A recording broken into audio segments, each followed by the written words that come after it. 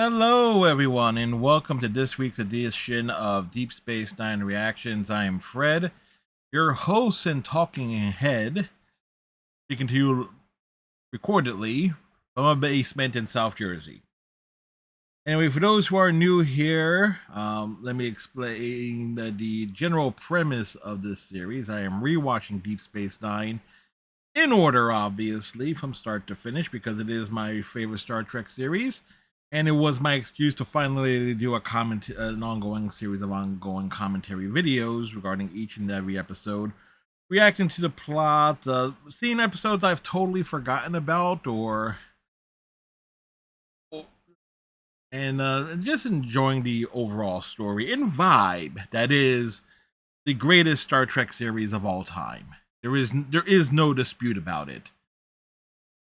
Anyway, how I do this, quite frankly, in case you can tell by the length of the video that you are watching or listening to, for whatever reason, uh, this is totally uncut, off the cuff, and unfiltered. Because will be watching the episode in full here, but you will not be seeing the episode. It is blurred, obviously, as indicated in the bottom right-hand corner of your screen. It is blurred out. You don't hear any audio from the episode in question as well for DMCA purposes. This is how it was like. It's a transformative piece of work, but because, again, I don't do any editing, I don't do any cuts. It is what it is. With that said, this week's episode in question is Improbable Cause. It's a part one of a two-part story, which is a part of a greater narrative that began all the way back in season 1, episode 1 with the emissary. But that said, what I remember about this episode, Garrick's shop is attacked. The big goings on regarding the Obsidian Order working with the Tal Shiar is revealed as they send an armada into the Gamma Quadrant to wipe out the Dominion, which turns out to be a trap. Odo, along with, in the process of investigating Garrick's the attempt on Garrick's life, the two of them go off and get captured of sorts, and begins basically the Dominion's justification for coming into the Alpha Quadrant and doing what they do for the majority of the back end of the series. Now, granted, that's a terrible plot synopsis and everything, and of course, I will be going obviously scenes one by one as I watch through it. But yeah. So with that said, let's get down to it. I do have a bottle of water here.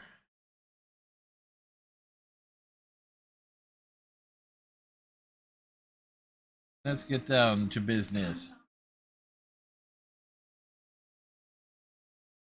It's like Bashir trying to explain Shakespeare to Garrick is it's like trying to explain Shakespeare to a high school student. It just doesn't make any sense. Like it's like trying to explain that Shakespeare Julius Caesar is a tragedy because he couldn't foresee his best friend stabbing him in the back. A to Brutus, or should I call it Judas? Why is Bashir eating so damn fast? It's like Garrick is bored. He's a tailor. You're gonna finish off those trousers. It's like never eat fast. You're gonna give yourself indigestion, and as someone who's often has indigestion, I would know. Bashir never does service his food. That Tellarian's barely halfway through their meal.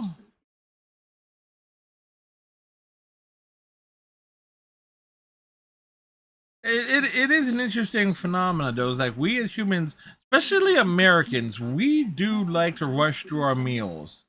And it's often because we often feel pressed for time. This is like this. If there's one thing you never have enough of, it's time.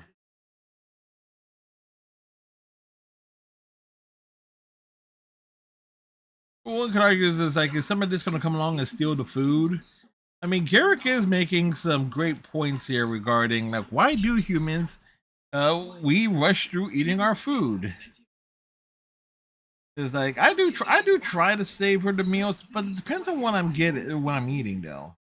Like if I'm making something myself as opposed to ordering out, I scarf that down. If I've ordered in something, I will take my time with it.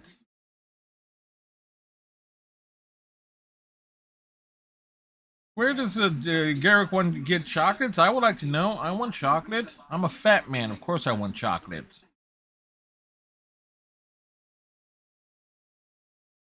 Kira wants to get up with Bashir. And that's the excuse for Garrick to walk off in the direction of his shop.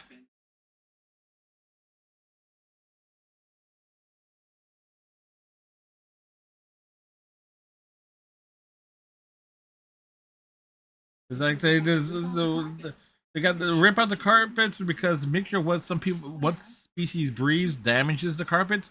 Who's worried about the carpets? And there's the explosion that rocks Garrick's shop.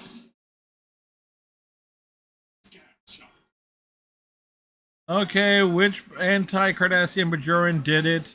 It's convenient that Kira conveniently stopped Garrick, assuming from Bashir. Oh, Bashir was getting into the turbulence, but you know where I was going with that.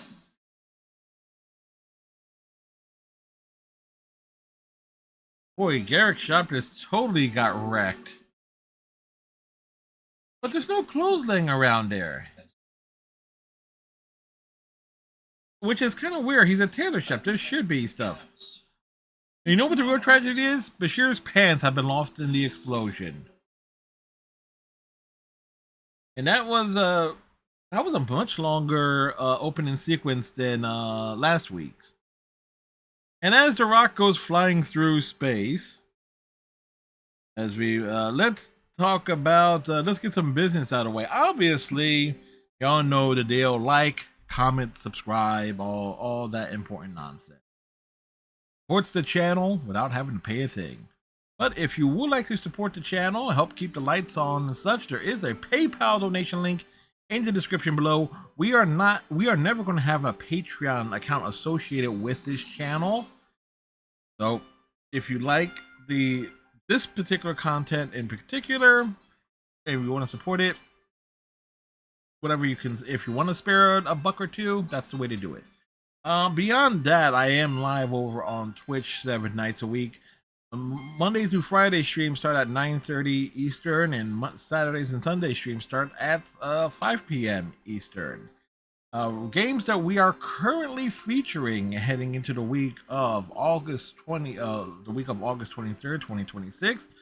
Marvel Spider-Man 2, JoJo Bizarre Adventures All-Star Battle R, Gears of War 3, and we're also this week we will be doing some Sonic Racing Crossworlds for the addition of Axel from Crazy Taxi being added to that game's roster. So that is the stuff that we're going to be featuring over on the Twitch channel this week.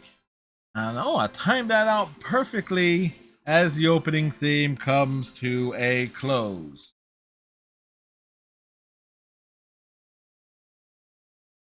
Back to the episode in question. And I can't believe I couldn't remember the title, Improbable Cause, last week.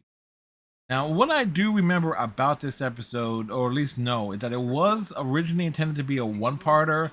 Then it turned into a two-parter, went back to a one-parter, then stretched out into a two-parter again. So it has kind of like a weird uh period of like a pacing issue, particularly in the second half, in part two with the Dias cast. Like, but Garrick's past finally catching up to him. That's impossible. Like, like it was deliberate. It was a micro explosive device that took out Garrick's shop. I get to like an actual investigation here. CSI Bajor edition.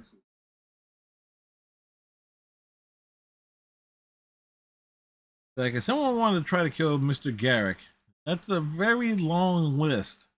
Have you seen the suspects begin with everyone on Bajor? Like who would want to kill a simple tailor? But he's a simple tailor. There's nothing simple about Garrick.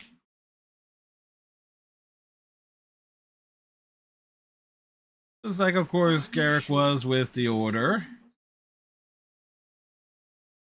Like but who could honestly do Garrick harm besides Garrick himself? If you go back to the episode The Wire, there was a Nausicaan whose wedding suit he misplaced. The Iridian he owes money to. There's always Major Kira that will want to kill him.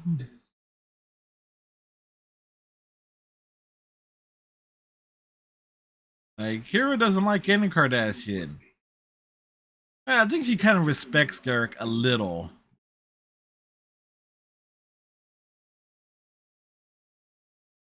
Would the finance ministry want to have Garrick killed for paying and not paying his taxes?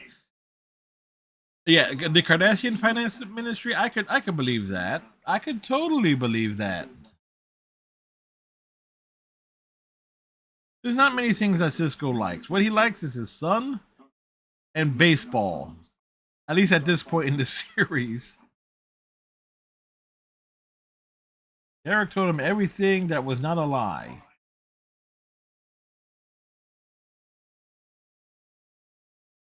But hey, at least it's Odo getting to do an investigation. Also, this episode is directed by Avery Brooks, so that should be noted. That... Oh, damn, I went to put my foot up and kick something over. Someone to do a study on what? To try and figure out why study on why people can't trust others. Simple. People suck. You know this, and I know this. Have you ever heard the story about the boy who cried wolf? It's a children's story about a young shepherd boy who was tending sheep and wanted to drum up some excitement. He said a wolf was attacking. And then the people came running. There was no wolf. He does it again and again, and until the people stop coming. And then when the real wolf attacks, there is nothing. No one comes to help. Of course, the lesson of that story is never tell the same lie twice. That's the actual.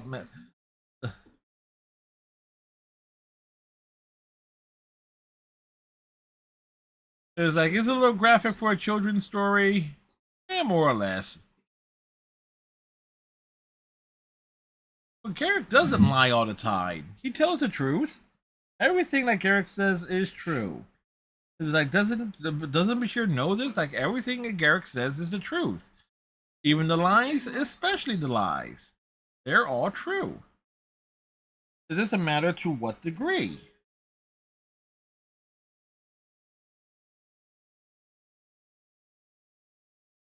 I know it's a lot to say there, but man.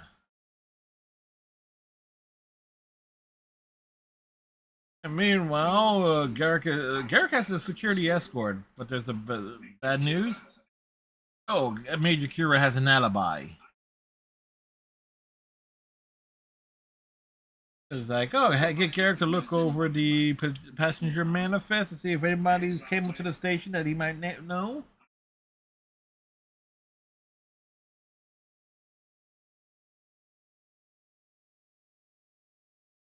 Like, don't worry about Garrick. He knows how to operate a Cardassian terminal.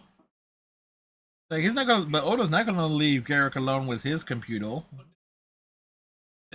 Like Garrick has already been to those files. Of course, is he joking? No, because he has a very high security clearance. Remember, Garrick can get around the station. What was it? When the civil defense, but Garrick could get around the station with very little difficulty.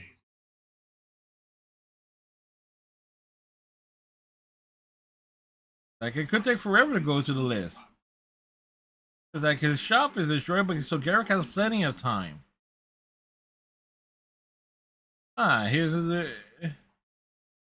and here's O'Brien. Looks like he wasn't expecting to see Garrick. With a biomolecular scan and found traces of what? What did he find?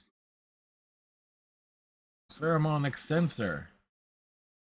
Oh, it's like something a sensor that triggers when a certain aroma is smelled.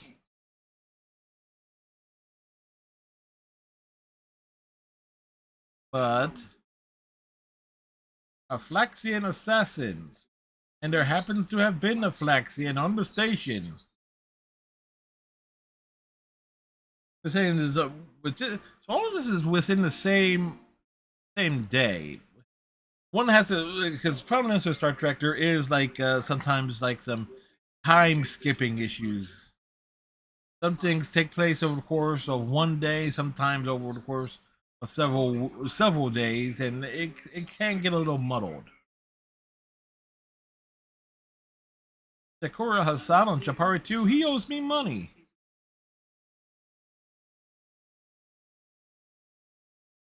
Flaxian has a nice little perfume sample case. It's a nice display that you could easily have gotten at Macy's or Strawbridge and Clothier back in 1994. Odo wants something for a lady friend. Odo has no sense of smell. It's a floral bouquet. I gotta appreciate the makeup on the Flaxian. The hair, the little gems in the hair is a bit silly. Face the makeup on the Flaxian is kind of neat. With a fair amount of line detail to kind of give him leathery face. There's a little bit of like tendrils and stuff, and also on the little bit of like tendrils on the hands. So there's like little details like that. It makes it be appreciated. But where was he when the explosion occurred? We do not know. Oh, he was at Quarks.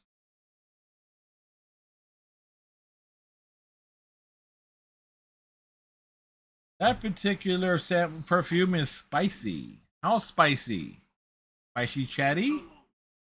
But how long was he at Quarks?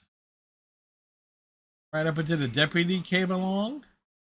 But couldn't there should be like some sort of internal sensors or logs or well at least on the Enterprise we know there was like internal sensors and video recordings that show what everything that was recorded. Oh, there's like something floral and musky. What if you missed the floral and the musky?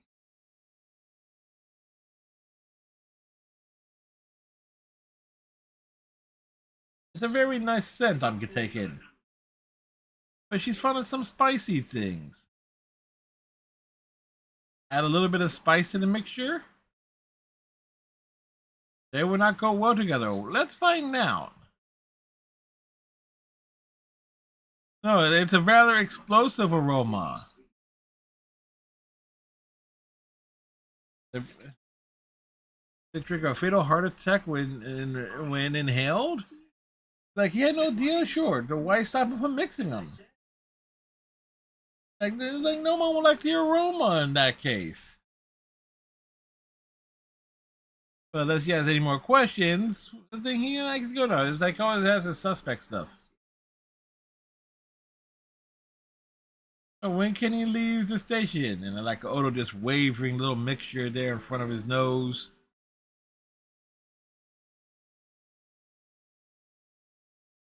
Hey, he's taking that case with him.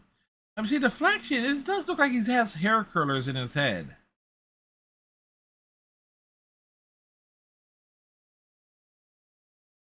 So everything is on the transport on the Flaxian ship. Like O'Brien hid it in the ship. O'Brien knows how to hide stuff on a ship. Now the question is, can the what he did not cause the ship to interrupt?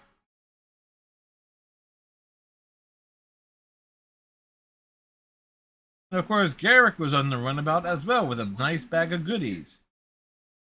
The Flaxian left 2 minutes ago. Like, why is Garrick going? Like, Like Odo is too dogged an investigator to allow a witness to, on this case, to simply disappear. But why is Garrett coming along?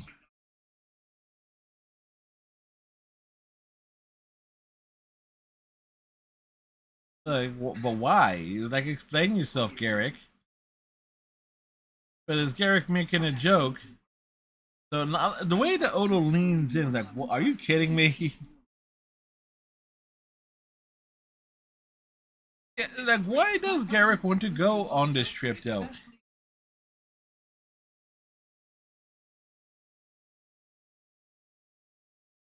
Like, but Garrick does say is like he's wondering if this faction goes into Cardassian space or not, and they're debating it. It's like debating it, go back and forth regarding it.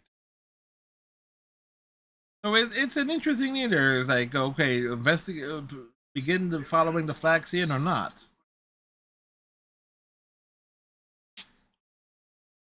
Of course, they're traveling in the Rio Gan, but no, they go into another one about later on, which is the Rubicon, which is for the tie into the Dias Cast. Because I forget the exact historical context, but I know the crossing of the Rubicon was like what considered one of the greatest. I think it was Caesar himself who crossed the Rubicon. Yeah, it was Caesar who crossed the Rubicon, and it was a major mistake.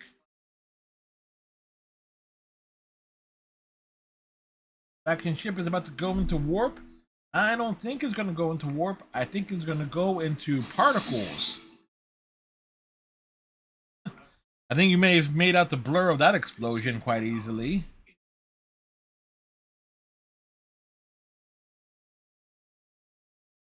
Yes, somebody assassinated the assassin. That's a nice fit for Garrick. Nice full body, long sleeve attire, kind of like almost Bajoran in extent, with considering it's like the tunic over the pants.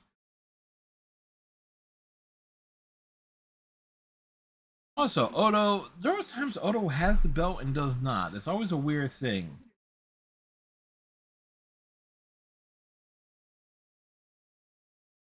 All right, they're saying that the Romulans took out the Flaxian. But why? Why would the Romulans want to kill the assassin who was in the proximity of Garrick? That did the Romulans? Why would the Romulans target Garrick in the first place? Yeah, why would the Romulans want to kill Garrick? And that's a question.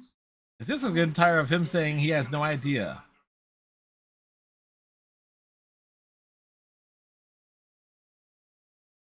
It's like Odo knows that if he Odo reason why Garrick doesn't know is because Garrick would totally try to be spin things around, not give information, but not give information.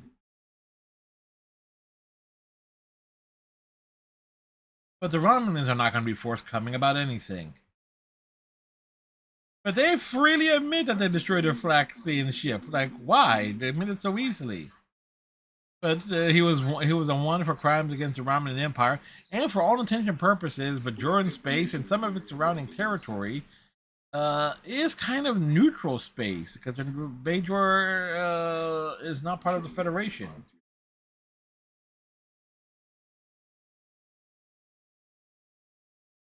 and they know who they know who Garrick is, and they say he's a cobbler. And Cisco just says they try to kill. So it makes it very apparent that yeah, the Romulans were going after Garrick. How long? How long has the Tau Tribe been going after the Flaxian? That it finally took them a year. Like it was like they were after him for the faction for over a year, and the Tau Tribe are very efficient when they want someone. So it's real suspect.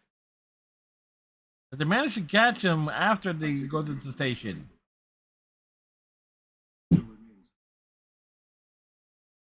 Yeah, what does Garrick know? Many things, but why? Well, that's a great line. Considering the Romulans' uniforms, that you one would think the Romulans would appreciate a good tailor. That's actually a great line.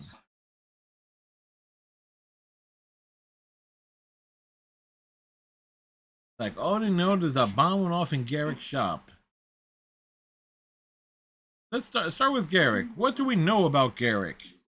He was exiled from Cardassia. For reason why we don't know. He never leaves the station. He avoids contact with other Cardassians. And it's possible he was an intelligent agent of the Obsidian Order. It's a possibility. How much of that is true? Well, most of it. It's like Garrick is like the only person who knows for sure would be technically Bashir, because Bashir did go meet Anabran Tain to get the necessary information and knowledge to save Garrick back in the episode The Wire. So when you start recalling things back to that episode, because Anabran Tain does appear in this episode. Hey, Odo's going to continue the investigation, but it's a nice little build up of suspense, taking things on what you know and what you don't know.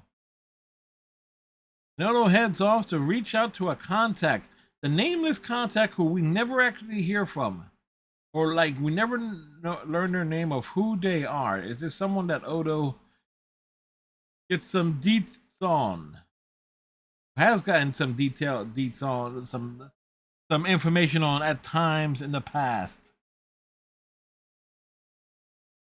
Nice use of the internal cave sets.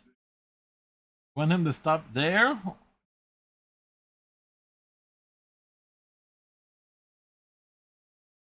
Like he do change his appearance from the last time they saw each other. He's up high.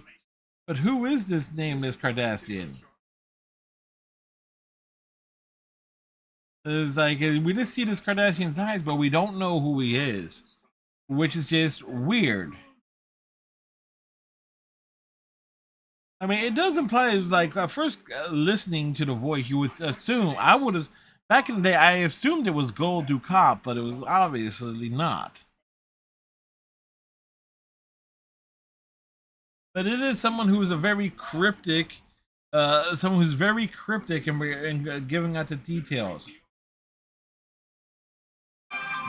So it's like unusual activity in the Romulan activity, cloaked ships near Cardassian border, group movements. And of course, you gotta go again. Think back to the episode Defiant, where there was the shipyard of the Obsidian Order. Like they were not supposed to have ships, but they have ships. The things don't make sense unless you start putting things together. But does war ever make sense? Not when America does it, no. Like, name me, outside of World War II, name me one American war since the 1950s has made sense. Korea did not make sense. Vietnam didn't make sense. The war on drugs didn't make any sense. Neither did the Operation Desert Sword, the war in Afghanistan, the war in Iraq, the war in Iran. None of America's wars over basically the past 100 years, a little less than 100 years, 80 years, have made any fucking sense.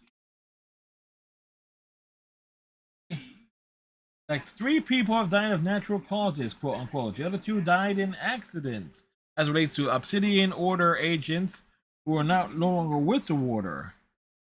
If you believe in coincidences, like the Romulans have been involved with some of these Obsidian Order agents disappearing or going under. Question is why? Nice catch too. Name of 5 dead operatives. Show it to Garrick, and Garrick might get Garrick to cooperate to some.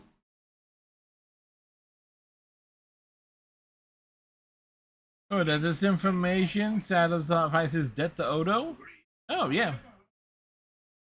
If Odo does learn something, or like carry some information back, he'll be indebted again.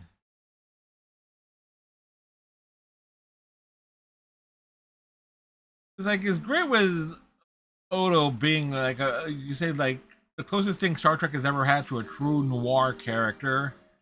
Because when Odo does investigation, it really falls in line to that. And Garrick is shot, and look, Garrick looking thrilled. Like Garrick would be celebrated, will be happy that these 5 people were dead. They were quite well acquainted.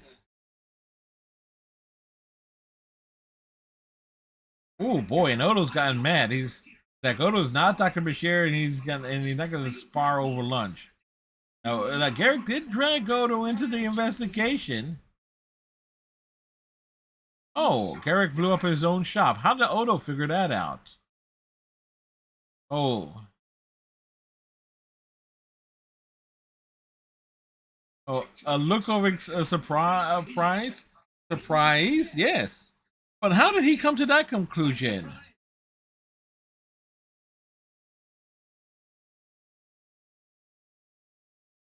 Like, but he Odo knew of assassins don't like varying the message. That's when Odo figured it out.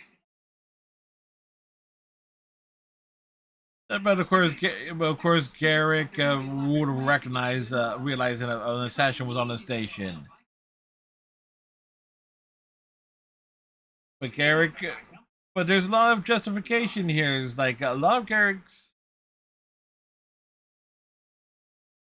like Garrick possibly enjoyed destroying his shop being destroyed when blowing it up, but needing to do that to get Odo onto the case to investigate someone that was potentially there to take out Garrick.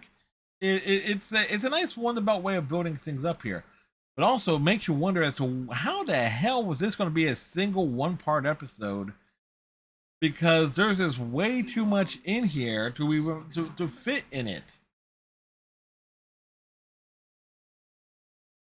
Nabrin Tain, he's retired some years ago. Like there's only been one head of the Obsidian Order who has ever managed to retire. But why would the Romulans want them all dead? The Garrick generally does not know. Tain would. But has Tain suffered an unfortunate accident? More than likely not.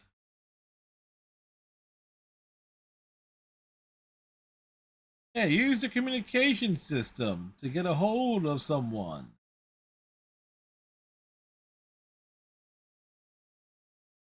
I do have to wonder, like, as relates to the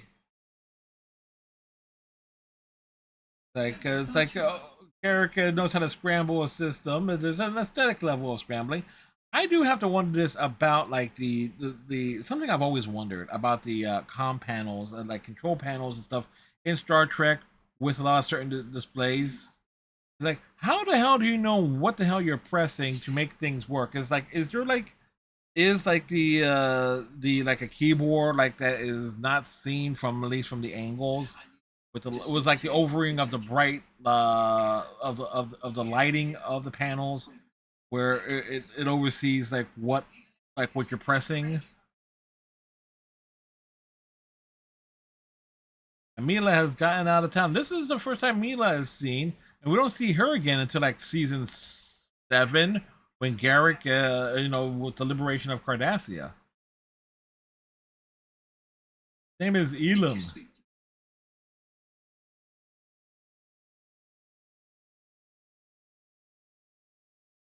It's like promise that he'll help him. It's like it's a promise, and it's like Garrick is like that's a promise Garrick takes seriously. He needs a runabout. We're gonna run about to do a runabout.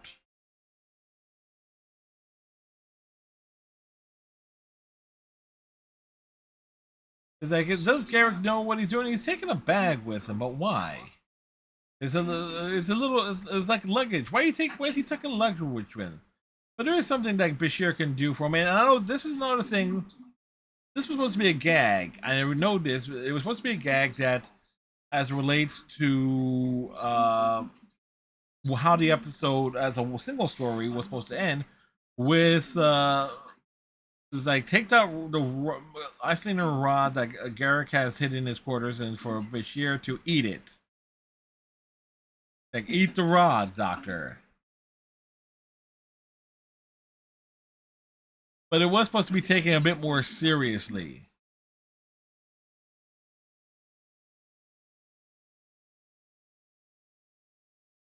delivering chocolates. Now I want chocolates.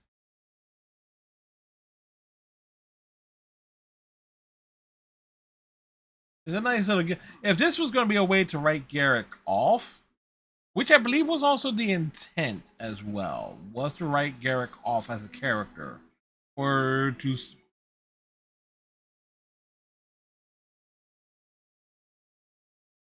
fully commit him to the villainous side of things. They're going to head for the Cardassian border. They're going to head to the third planet of the Unifa system. But he has a safe house there, so that's where Tane would have gone. But who is Mila? Most people theorize, but it's never really been confirmed that Mila's been is actually Garrick's mother, but or the closest thing of being a mother to Garrick. Is there one person in this galaxy who regards Garrick with some obsession besides Bashir's?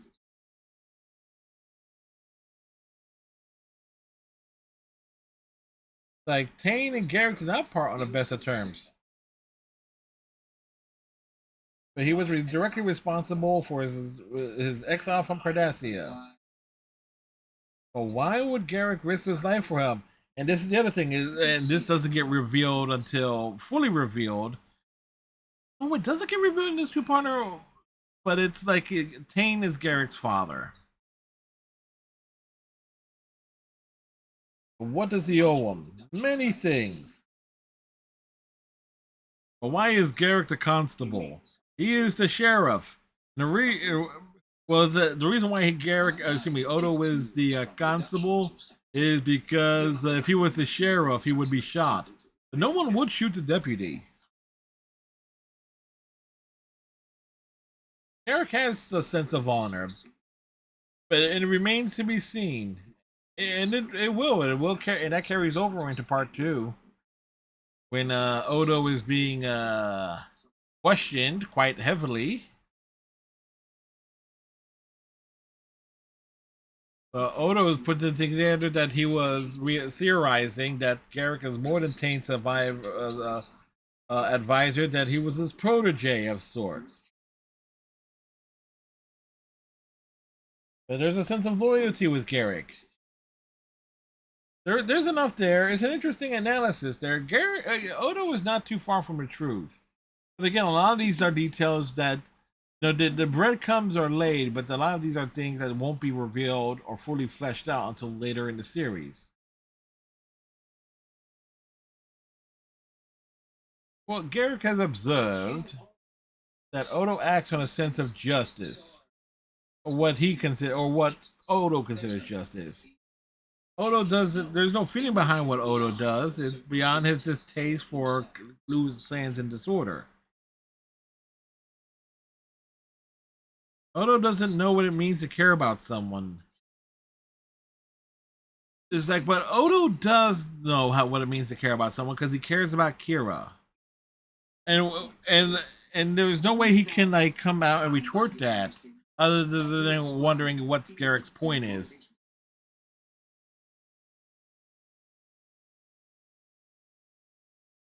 Is Garrick wrong? Is Garrick wrong? Is there one person in the universe that Garrick is there one person in the universe that Odo care about? Oh, yes, and we know this. And Garrick questioning that, is there anyone? And Odo staying silent.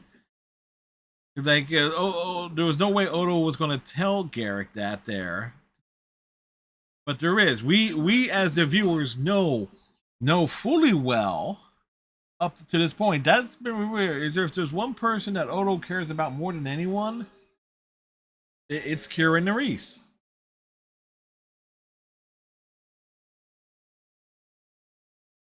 They got a cup of Cardassian fish juice. There's an energy surge directly above them. A vessel is decloaking.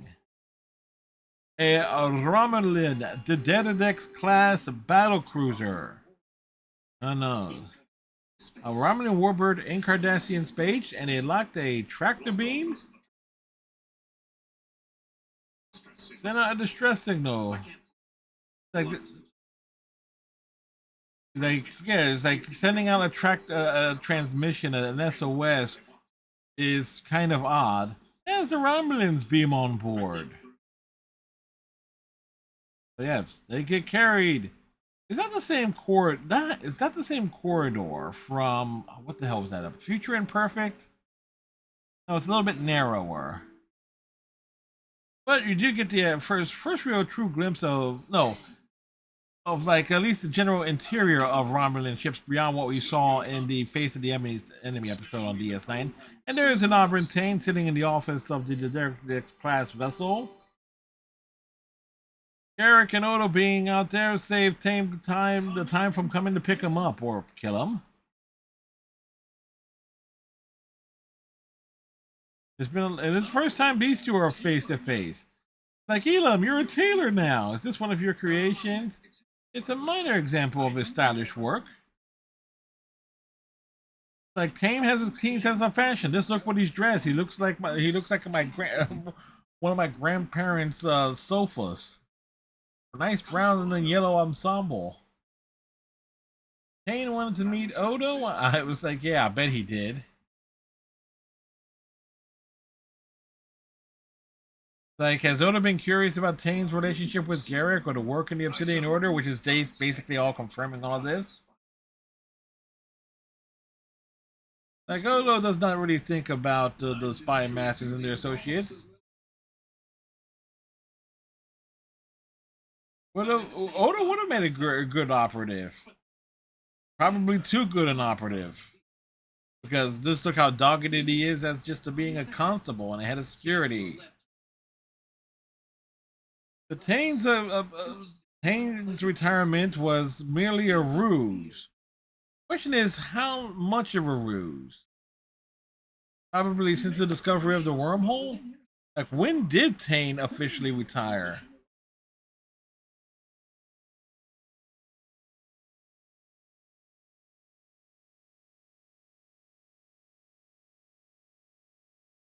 Like, Odo is just doesn't find any of this interesting. Odo just wondering what the hell was up. Was there an assassin being on the station?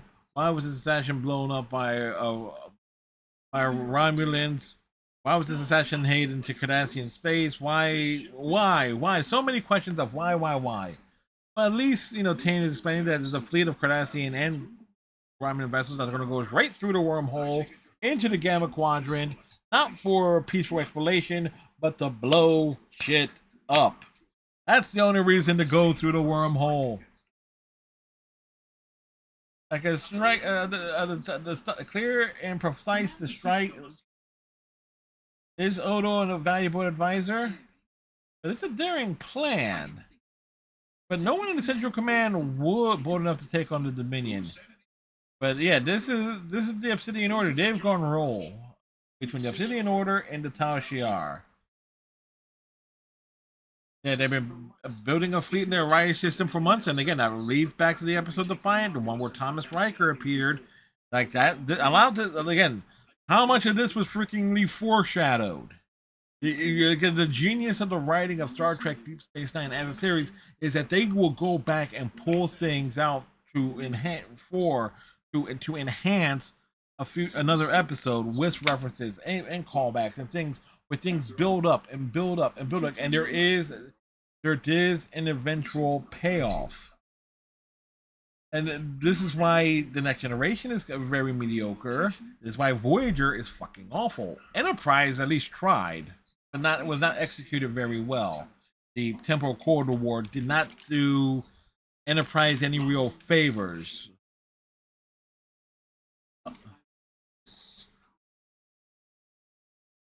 Like a little bit more personal, like why is it necessary for Tame to kill Garrick and the rest of the former colleagues? It's like we don't know why the Tane decided to do that. Tane did not plan on going back to retirement. Oh, Tane did not plan to go back into retirement. He wanted to go back to his old job and his old life. If anything was any loose ends were left that could be used against them, if this was successful, Tane was going to be at the top of his game, and he didn't want anyone to have any type of leverage on him.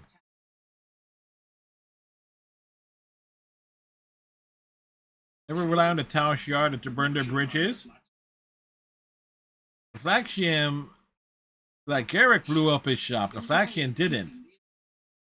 Like Garrick is good, very, very good. And Tane can't believe it.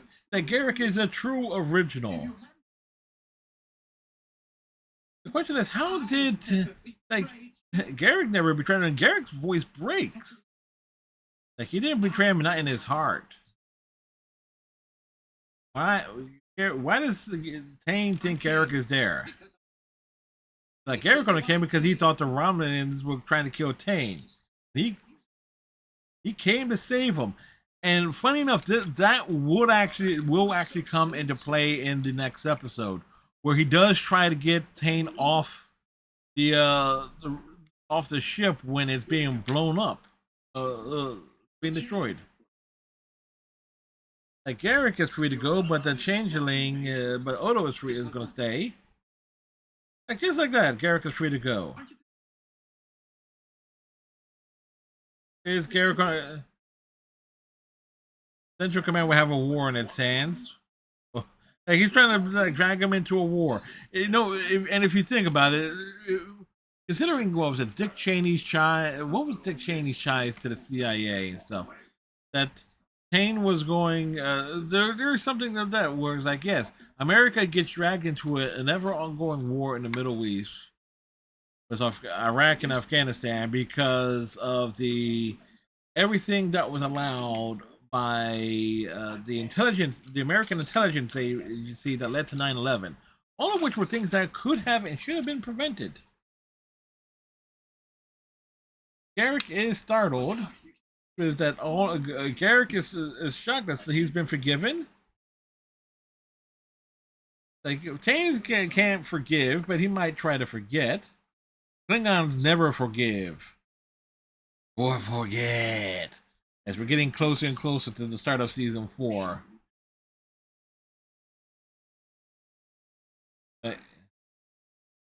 And Garrick is tempted, is more than tempted. Like what Garrick was exiled, but it's like if he can go home again, like, and Garrick, falls into what he wants more than anything. That he wants to be back and is by his father's side. And the way he grabs his hand and holds the arm as we head into, like, again, the to be continued, the end of the episode, like, it's like, it's a fascinating way.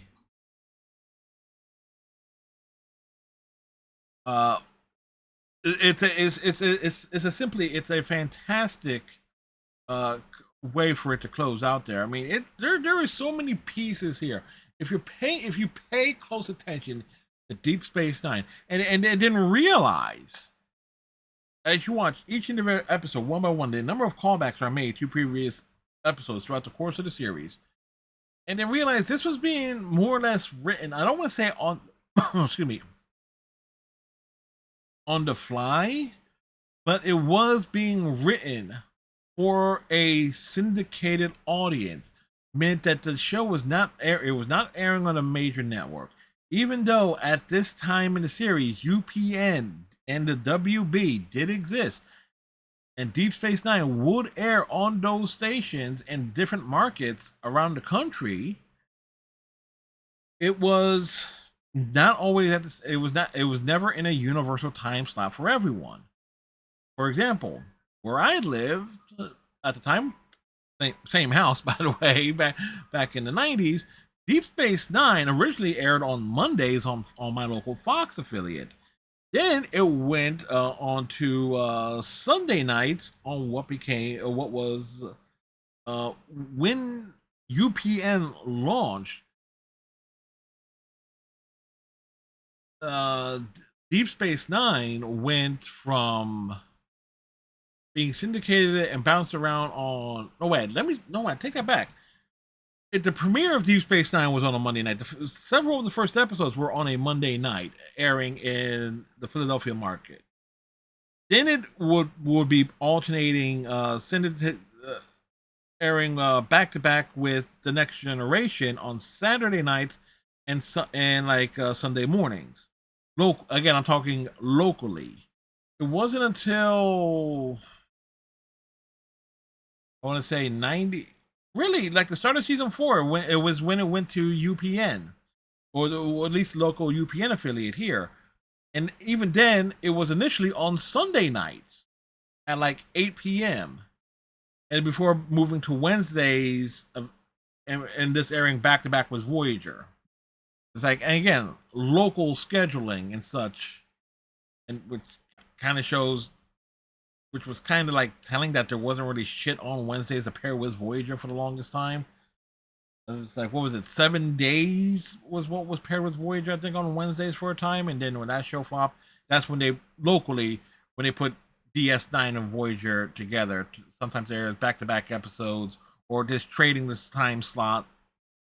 We always have something new there when some episodes were like it was sometimes there are two at a time, like which kind of made things very very weird local. But anyway, that aside here, Improbable Cause is all a great setup, and you can tell there's like yeah, and everything was allowed to breathe and be stretched out when it was finally determined for this episode to be part one of a two-part story. Problem is when you get to part two, a lot of it some of it kind of like well, let's just say there's a reason why they show off the defiant departing of from the deep space station from the station, and I'll talk about this next week. Why they show that entire sequence in full again.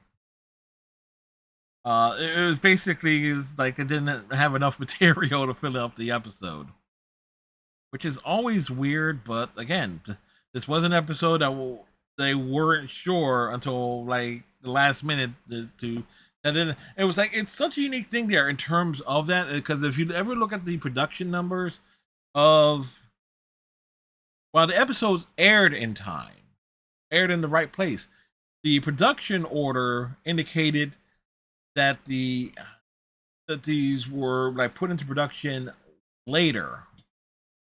Like it was like a weird shuffling of the production numbers just to make sure, because of they were so up in the air with what to do with the story. Anyway, we're gonna wrap this up here. If you made it to the very end, thank you very much for watching. Much appreciate y'all. Tighten your friendship bracelets. Stay safe. Have a good one. We'll see you next week for the Dias Cast.